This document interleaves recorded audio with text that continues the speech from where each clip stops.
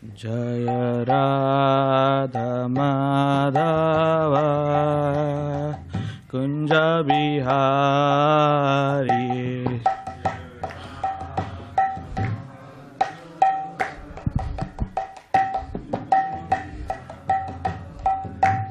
Jaya Radha Madhava Kunja Bihari.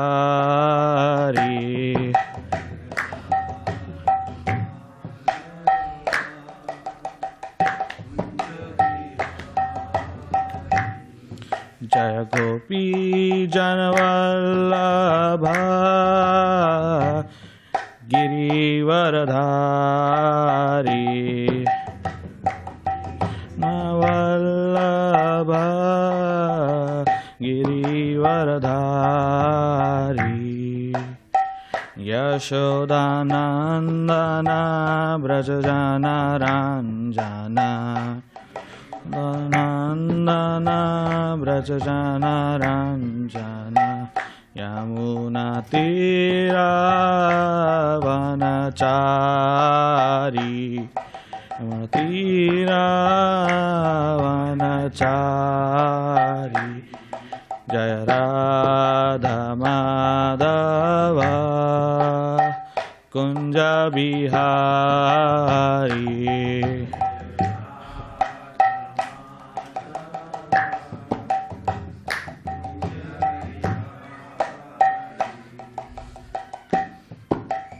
Hare Krishna, Krishna Krishna, Hare Hare, Hare Rama,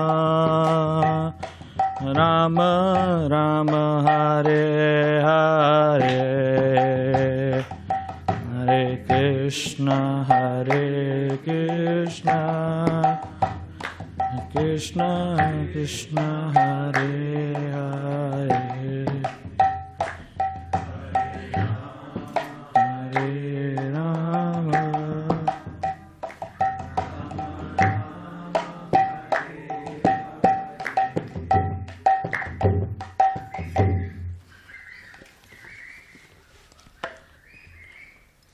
Om Ajnatimirandasya Jnananjana Shalakaya Chakshurunmilitam Yena Tasmai Shri Gurave Namaha.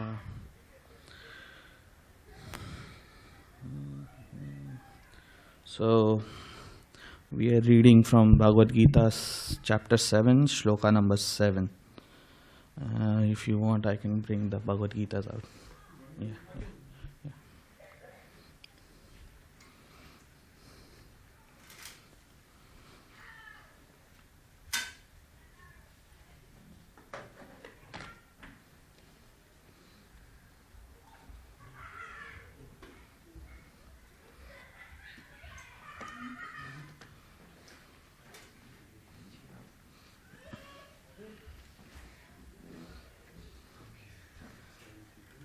Yes, 7.7.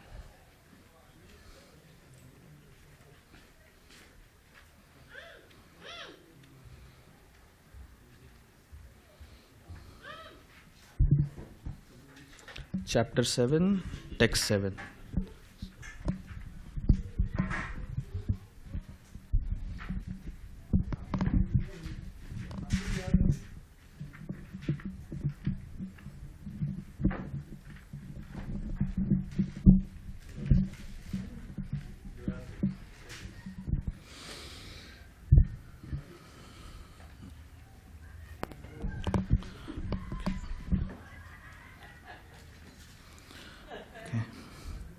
Let's try to recite the Sanskrit.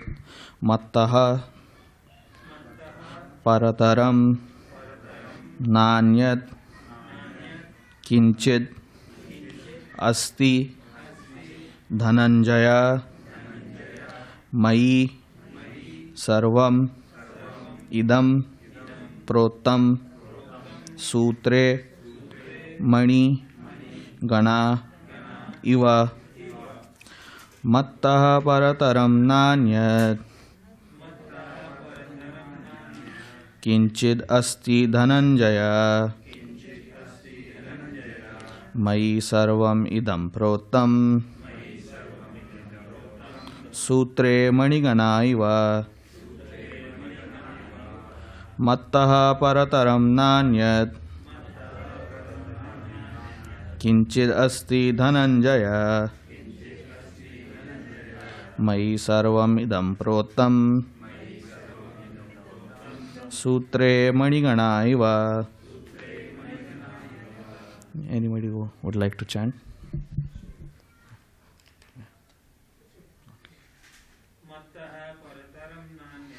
Mattah parataram nanyat kinchidasti dhananjaya mai sarvamidam protam sutre manigana iva. Anybody else? Mattah, beyond me. Parataram, superior. Na, not. Anya kinchit, anything else.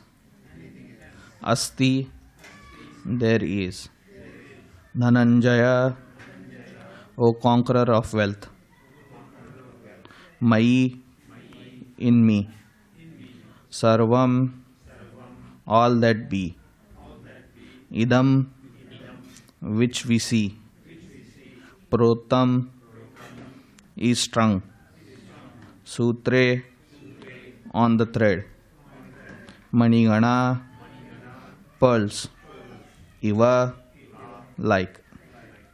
Translation and purport by Sri Bhaktivedanta Swami Prabhupada. O conqueror of wealth, there is no truth superior to me. Everything rests upon me as pearls are strung on the thread. Purport. There is a common controversy over whether the Supreme Absolute Truth is personal or impersonal. As far as Bhagavad-gītā is concerned, the Absolute Truth is the personality of Godhead, Sri Krishna. And this is confirmed in every step. In this works, in particular, it is stressed that Absolute Truth is a person, that the personality of Godhead is the Supreme Absolute Truth, and also the affirmation of the Brahma Samhita, Ishvara Parama Krishna Satchidananda Vigraha, that the Supreme Absolute Truth, personality of Godhead is Lord Krishna, who is the prevailing Lord, the reservoir of all pleasure, Govinda, and the eternal form of the complete bliss and knowledge. These authorities leave no doubt that the Absolute Truth is the Supreme Person, the cause of all causes. The impersonalist, however, argues on the strength of the Vedic version given in the Shetavatsara Upanishad 3.10. I am skipping the Sanskrit. In the material world, Brahman, the prevailing living entity within the universe, is understood to be the supreme amongst the demigods, human beings and lower animals. But beyond Brahman, there is the transcendence, who has no material form and is free from all the material contamination. Anyone who can know him also becomes transcendental, but those who do not know him suffers the miseries of the material world. The impersonalist puts more stress on the word arupam, but this arupam is not impersonal. It indicates transcendental form of the eternity, bliss and knowledge as described in Brahma Samhita quoted above. Other verses in Shetavatsara Upanishad 3.8 and 9 are as follows. I am skipping the Sanskrit again. I know the Supreme Personality of Godhead, who is transcendental to all material conception of darkness. Only he who knows him can transcend the bonds of birth and death. There is no way for liberation other than this knowledge of the Supreme Person. There is no truth superior to the Supreme Person, because he is the supermost. He is smaller than the smallest, and he is the greater than the greatest. He is situated as a silent tree, and he is illuminous in the transcendental sky. And as tree spreads its roots, he spreads his extensive energies. From this verse, one concludes that the Supreme Absolute Truth is Supreme Personality of Godhead, who is all-pervading by his multi-energies, both material and spiritual. Om Ajnanatimirandasya Gnananjana Shalakaya Chakshurunmilitam Yena Tasmai Shri Gurave Namaha. Shri Chaitanya Manobishtam Stapitam Yena Bhutale Swayam Rupa Kadamahyam Dadati Swapadantikam. Vandeham Shri Guru Shri Yuta Padakamalam Shri Gurun Vaishnavanshcha Shri Rupam Sagrachatam Sagana Raghunathanvitam Tam Sajivam Sadvaitam Savarutam Parijana Sahitam Shri Krishna Chaitanya Devam Shri Radha Krishna Padan Sagana Lalita Shri Vishakhanvitamscha Namahom Vishnu Padaya Krishna Prishtaya Bhutale Srimate Bhaktivedanta Swami Nitinamine Namaste Saraswati Deve Gauravani Pracharine Nirvisesha Shunyavadi Paschatya Deshatarine Vancha Kalpatarubhyascha Kripa Sindhubhya Evacha Patitanam Pavanebhyo Vaishnavebhyo Namo Namah Namah Vishnu Padaya Krishna Prishtaya Bhutale Srimate Bhaktivedanta Swami Nitinamine He Krishna Karuna Sindhu Dina Bandhu Jagatpate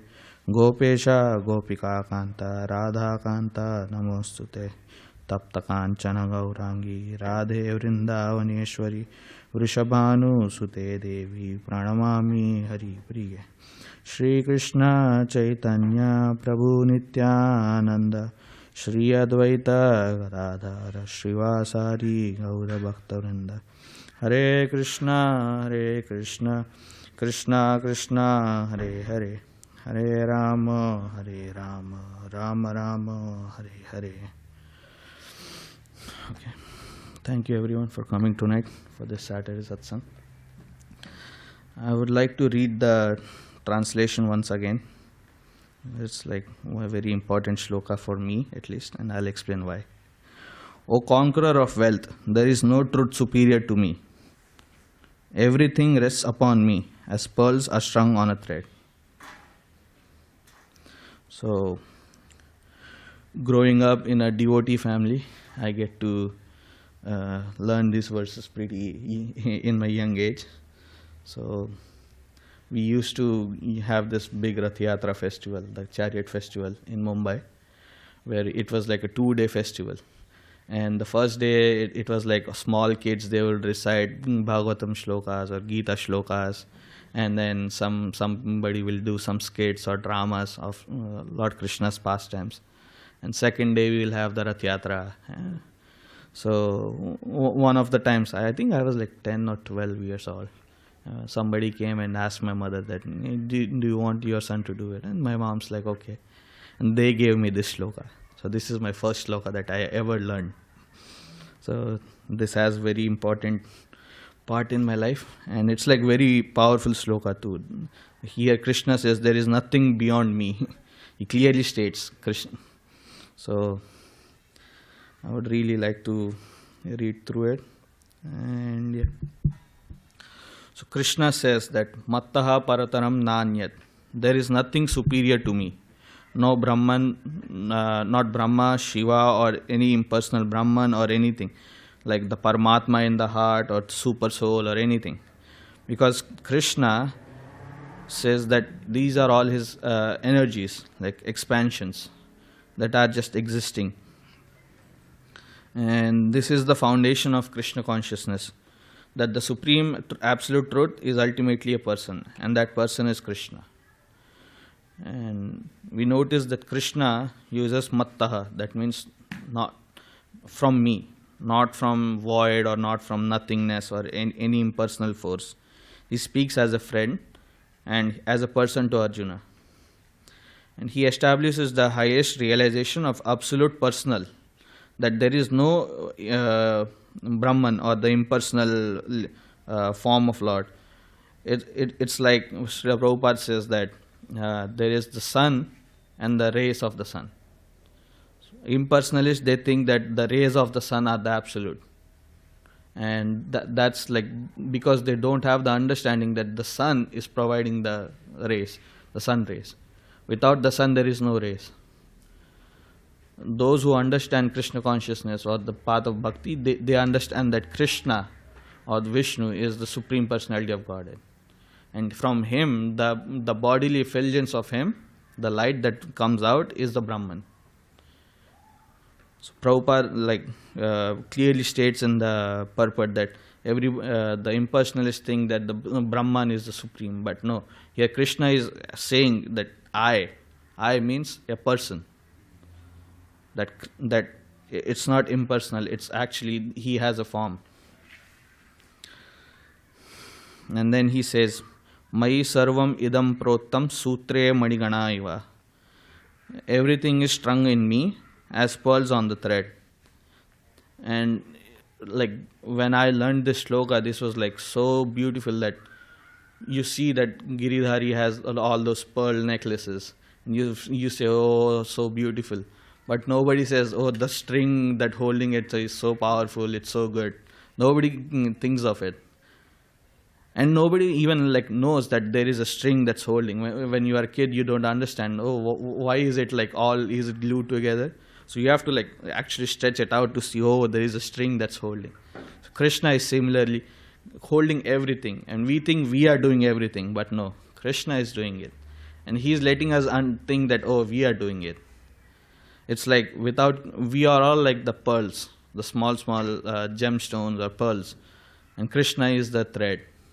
So without Krishna, without Krishna holding, we cannot even move a single leaf, or not even an ant.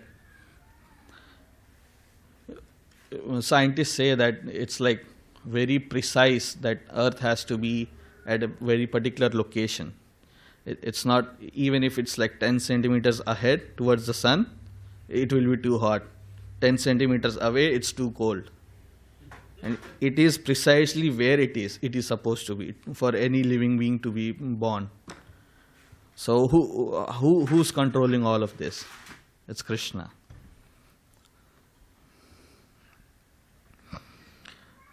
And without Krishna, it's without the thread, there is no necklace, right? No, nothing to put on your neck. You will be oh, you're just having a small rope around your neck, and you think, oh, this is a necklace. No, right? Yeah. So we are those pearls, the planets, galaxies, and every living being. We are all connected to Krishna. If we are not connected to Krishna, we are just being in this material world, thinking, oh, I am the enjoyer. Krishna says, Bhoktaram yajna tapasam sarvaloka maheshwaram, that I am the supreme enjoyer. And we all think we are enjoying it or we are doing it. Just as we cannot see the thread inside the necklace without pulling it apart, but there is, when you see that there is the string that's holding the necklace, you understand the mechanism, you understand the truth that, oh, that there needs to be a support to have this beautiful necklace. And when you understand that Krishna is doing all of this, that's when you realize we are insignificant in this big vast world, and we are just playing our part and trying to go back to Krishna.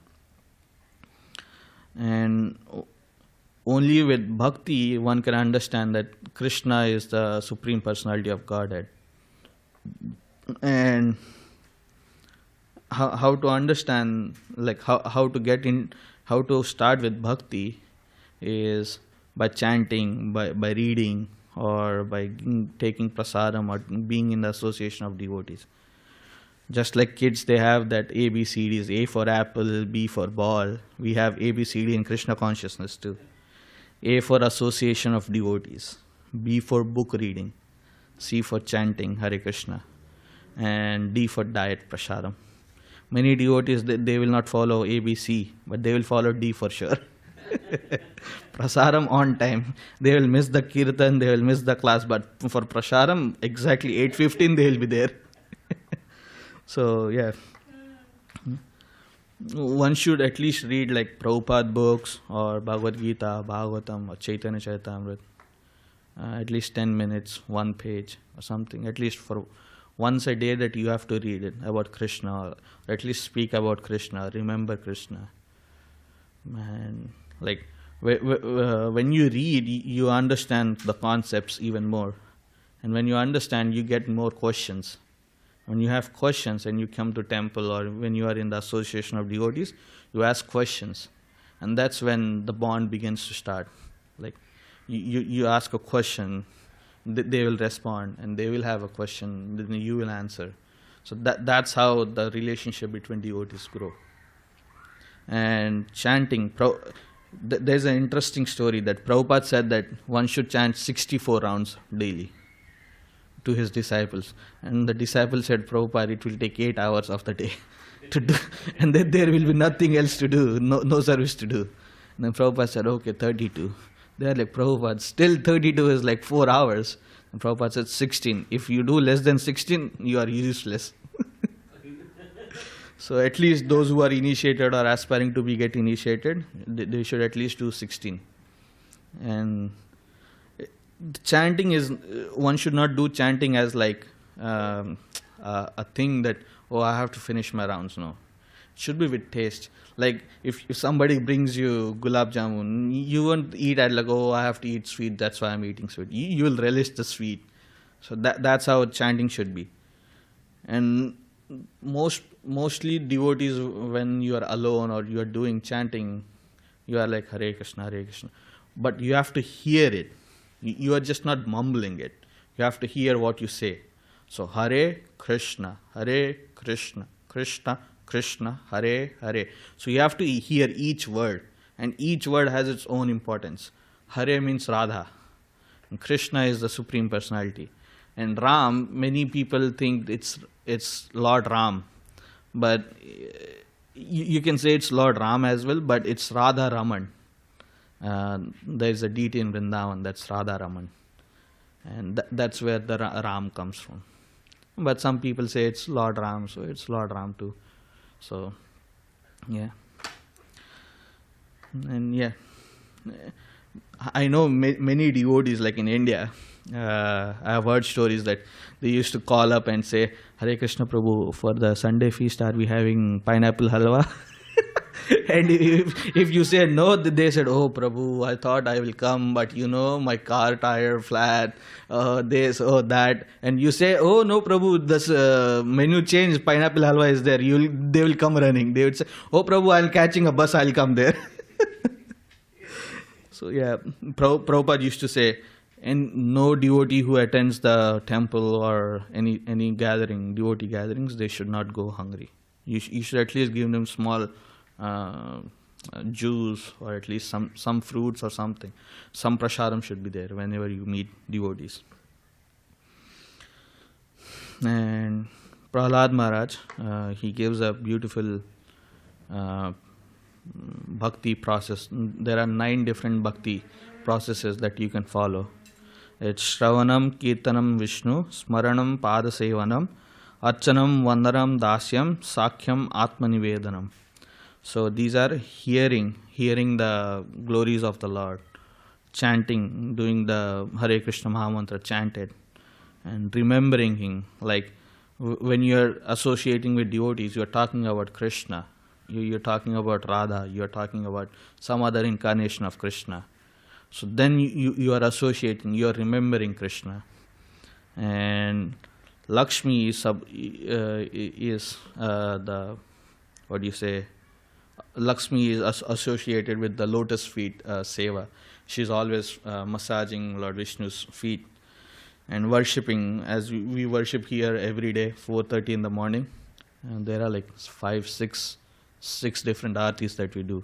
So worshipping the Lord, the photo frame, or like the deities, or just in your heart you are just offering, hey Krishna, please accept my obeisances and all.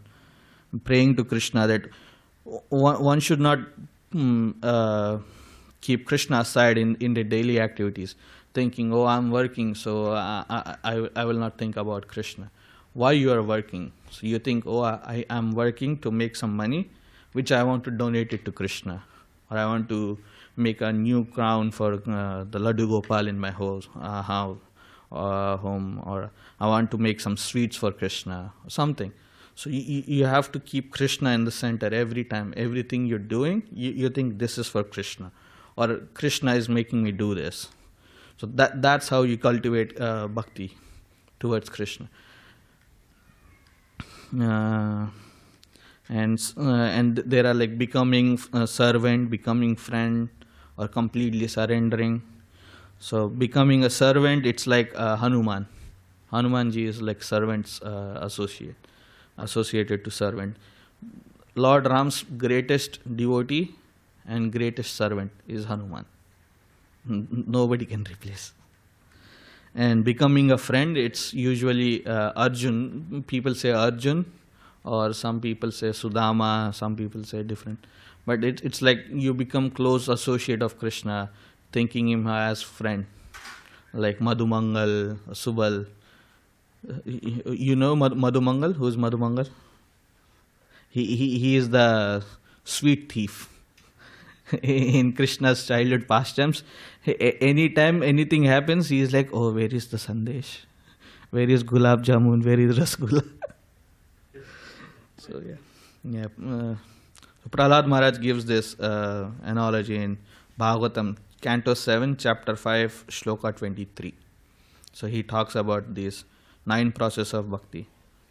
And he says that even if you follow one of this completely, like you sincerely follow at least one of these 9 processes, you can attain the perfection of life.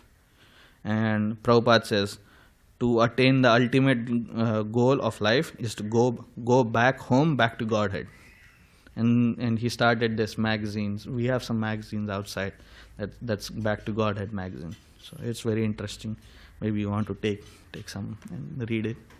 That's also reading, see. So even if you read articles or like just small paragraph about Krishna, that's also reading. Yeah. I would like to give you a short story. So this story is like, once upon a time there is like one learned Brahmana and there is one cobbler, like a shoemaker. And the Brahman is very scholar, very learned, and like he knows all the Vedas, he understands what's Krishna, everything. And the shoemaker, he's like, no, I don't know anything, but I know Krishna is the Supreme, that's it. And once Narad Muni goes and visits this Brahman, and he invites Narad Muni into the home, gives him fruits to eat, and serves him. And when Narad Muni was going, he asked, where are you going next? So Narad Muni said, I'm going to Vaikuntha to meet Lord Vishnu. And he's like, oh, okay, can you ask me for one small favor? He said, what? Can you ask Vishnu that when I will be delivered, when I'll go back to him? I said, okay, I'll ask him. And then on the way going to the Vaikuntha, he stopped at one place, at this cobbler's place, the shoemaker's place. And he also invited Narad Muni to the home. He also gave him some fruits. And again, the same thing happened. He also, when Narad Muni was leaving, he asked, where are you going next? He said, Vaikuntha. He said, can you ask Vishnu that when I will be get delivered? And he's like, okay, same question, okay, I'll ask. And then he goes and he visits Vishnu and he talks. And then while he is leaving, he asked like, I visited these 2 people, and can you tell me when are they going to get delivered? He said, the scholar Brahman will take 100 more lives. And the shoemaker, he will come back in this life. Narad Muni is like, oh, how? Why? The Brahmana is like so learned, he knows about you and all. And this shoemaker, he doesn't read, he doesn't know anything, he's just like being there. So Vishnu said, I'll tell you something. When you visit them, tell them that I was trying to put an elephant through a needle's head. And Narad Muni is like, okay, Lord said so, I'll just ask. And then he left. Then he went to the scholar Brahman and he said, you will take 100 lives to come back, Lord Vishnu said. He's like sad and he's like, oh, okay. Well, what he was doing when you visited him. And he says, he's trying to put an elephant through a needle. And he's like, you are saying anything, Ravesh. How can you fit an elephant through a needle? And Narad Muni said, yeah, I'm just joking and all. And then he left. And then he went to this shoemaker. And again, he told him like, oh, you will go back in this lifetime. And he's very happy. And he's like, oh, Vishnu is so merciful and all. And again, he also asked the same question. What was Vishnu doing? He says he's trying to put the elephant through a needle's head. He said, yeah, he's Vishnu. He can do anything. If he can put a big banyan tree inside one small seed, he can put an elephant through a needle.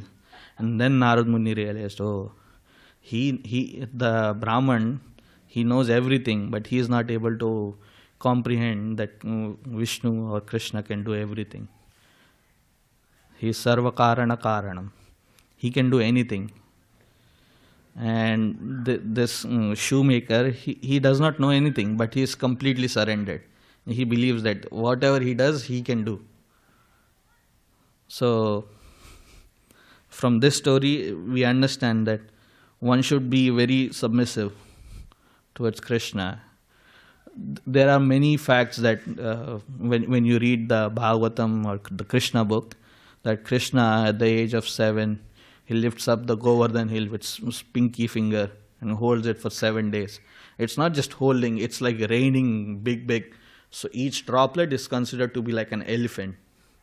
So it's that big of a droplet, the rain is hitting on the Govardhan. And he is like simply putting it up like this. So some pastimes you will see, like you'll feel, oh, these are like, they are just making it up, folklore. But actually it happened. And to understand that this actually happens and Krishna can do this, this is where bhakti comes. And if you don't have the devotion, the jnana chakshu, the devotional eyes towards Krishna, you won't be able to understand this. So I would like to thank you all for coming tonight. And oh yeah, one more thing I forgot. So yeah, Krishna. So in the Bhagavad-gītā, there is one shloka that stands out every time, and most of us, like Indian devotees, we all know this. Sarva dharman parityajya mamekam sharanam rajaham tvam sarva papebhyo mokshayishyami ma sucha. I think it's 1866 something. Yeah, 65, 66. So yeah, Krishna says, leave everything. Like you don't. Okay, let me just pull it up. I don't want to. Yes, 66.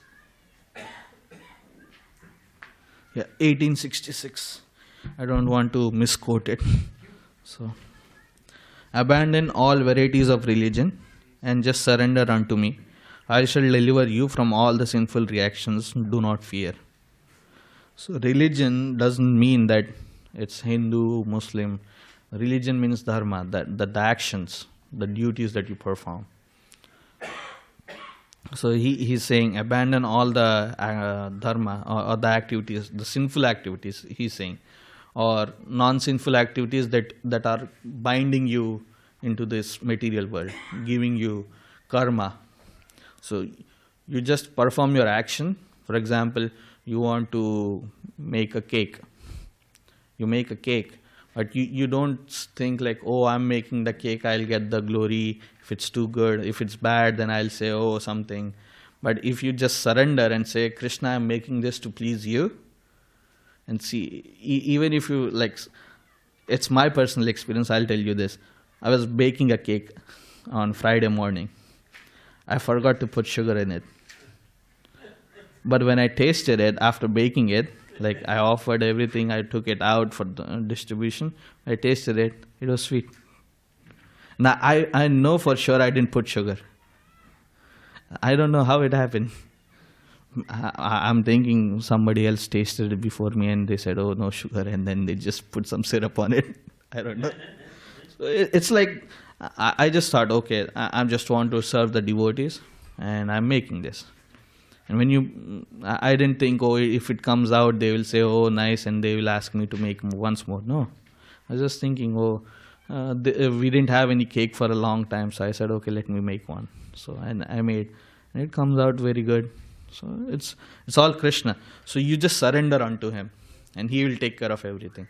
So you perform your duty and leave the fruits. Like if is it successful, unsuccessful, leave it to Krishna. He will take care of it. So yes, and yeah, this particular shloka has been like traveling with me like since like 10-12 years. I was 10-12 years. So I always like to speak on this shloka.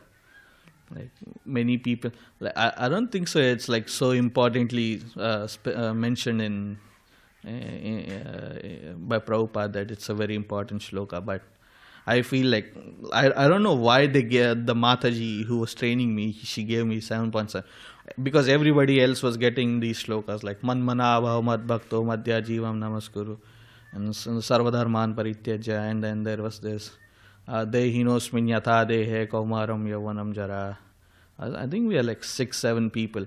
Everybody got like very important shlokas that's like very heavily quoted by different acharyas and Prabhupada, like Radhanath Maharaj or Loknath Swami Maharaj, Badrinath Maharaj. But the shloka they gave me, it was like very rarely I hear like, oh, they speak about it. But this, it's like clearly says, there is nothing beyond me. That's it. One simple statement done. And I think this is like Krishna's arrangement that, okay, you stick to this shloka.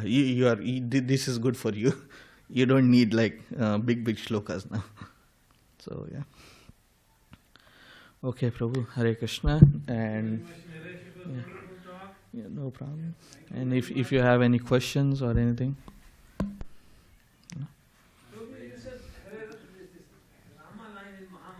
Yeah.